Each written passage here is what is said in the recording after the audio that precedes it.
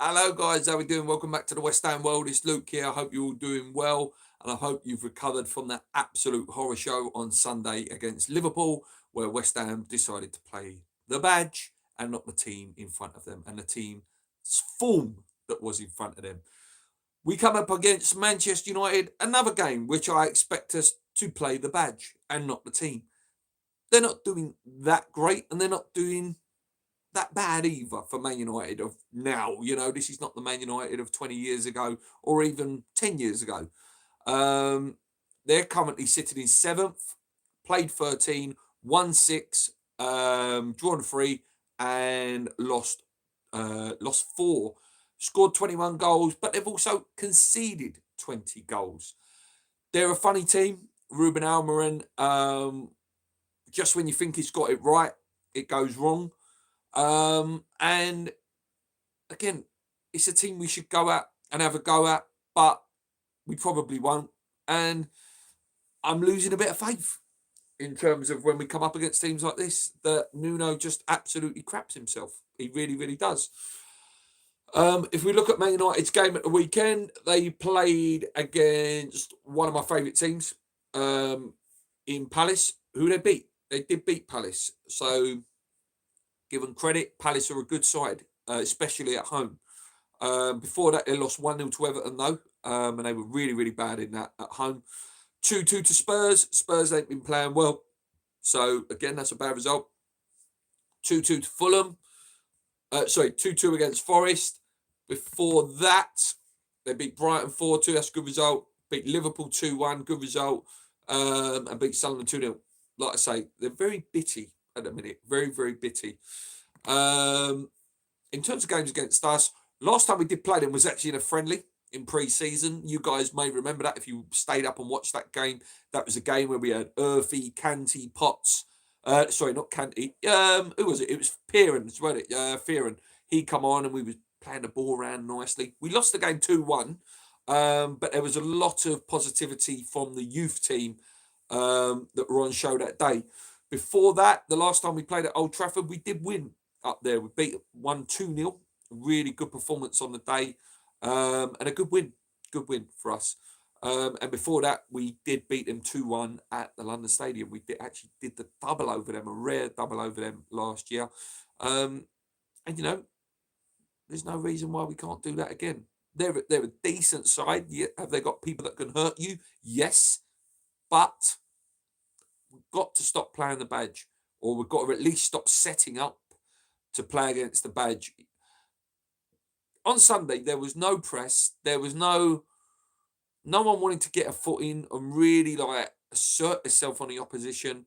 It was a really frustrating watch on Sunday. Really, really frustrating watch. And I don't want to see that again. I need to see something from these players. People like Bowen's captaincy has been questioned this week. And I pointed out, when's the last time he's had a good game for West Ham? Recently. When is the last time you can say Bowen had a good game? And yeah, we need something. We need something. We can very quickly get dragged in there. There's a lot of games thick and fast coming up now. Man United on Thursday, Brighton on Sunday, and we need to get something. We do. We need to get something. Looking at Manchester United, I keep saying I was trying to tell myself, don't say anymore, look, because I've said it loud. And I just said it again. So in terms of their strengths, attacking set pieces, they're very strong at creating long shot opportunities and creating chances. In general, they're very good at aerial duels. They're very good at. In terms of weaknesses, is finishing those chances that they create, protecting leads, avoiding individual errors, and defending against counter attack. We know how they like to play. They attempt the through ball very often. Take lots of shots. They're very opponents usually play aggressive against them. They're quite non-aggressive, and they like to play the offside trap. I will go into the comments at the end, guys, so keep them coming in. I appreciate that. But yeah, I'll go into the comments after I've just done the last little bit of sum up from me. In terms of their formation, they usually play the 3-4-2-1 with Lamens in goal, De Legit, Euro, and Shaw making the back three, with Dorgu and Diallo sort of playing as wing backs that sort of form a fluid formation into the midfield. Casemiro and Bruno Fernandes in midfield. Mason Mount sort of seems to be getting his form back. He scored the weekend. And Buemo, I like him. And Zertsky, a guy that we are linked with quite heavily, probably will score against us, that means. Yeah. In terms of us, obviously, Lucas, after that absolute madness at the weekend, will be suspended for this game. I don't know what's happening with Somerville. It's very quiet on that front. We desperately need him. We need pace. We're very easy to defend against, and that's not the player's ability. It's the lack of pace, the lack of that ability to be able to push a backline back with that frightening pace. Like, teams look at Bowen and they look at Wilson. They know, okay, if they're close, they're close to the goal, they can score. But they're not going to get in behind us. They haven't got a yard or 2 yards of pace on us.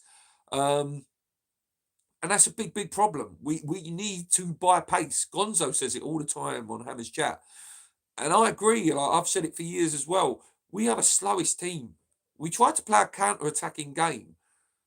The key to a counter-attacking game is having someone you can ping it to who can get you up the pitch and frighten players. St. Maxims, Adama Traore's, Elanga's, Somerville. But we ain't got that.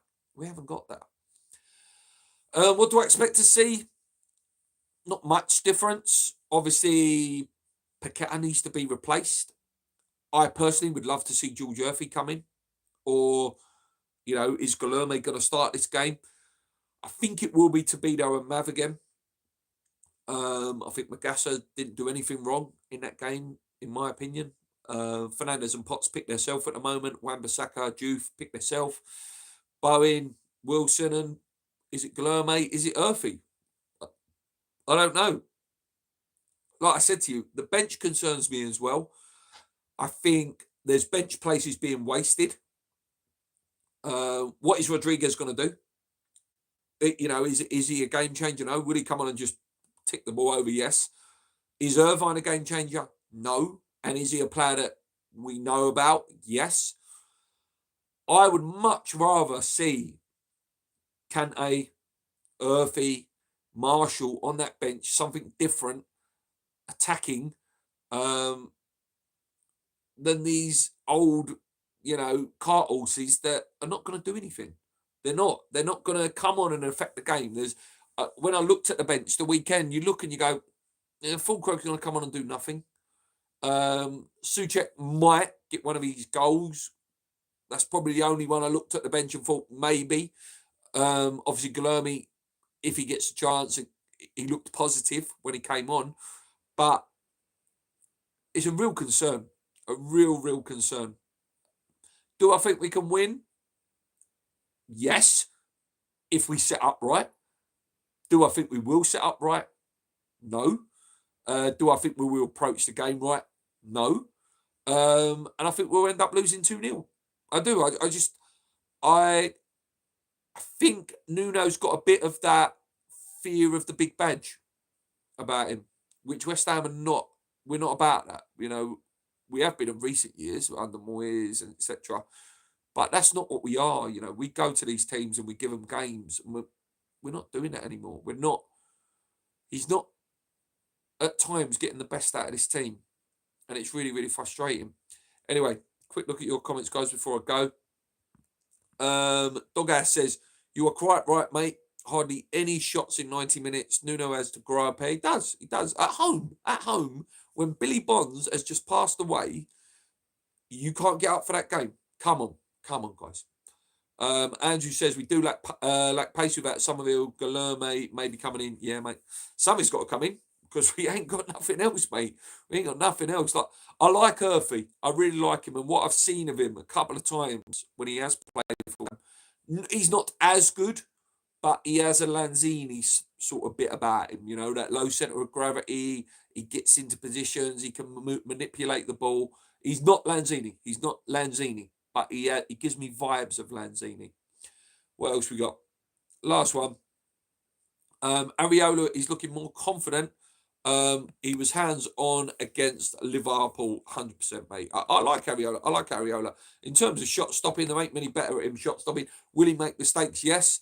Listen, there's only about 5 or 6 goalkeepers in the world that I consider, that are elite class. Alisson, Donnarumma, maybe the guy at AC Milan, and a couple of others. There's a couple of others out there that you look at and go, they are superstars. After that, most goalkeepers, unless they're really bad, like Roberto's and people like that, they're all about the same.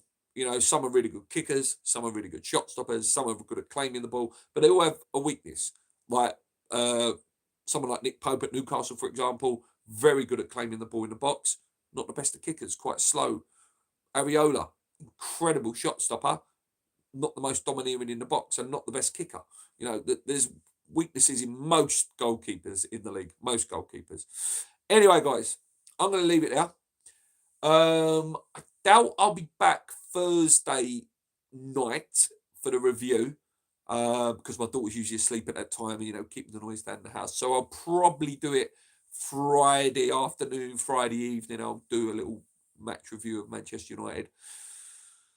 Yeah, let's hope we can win.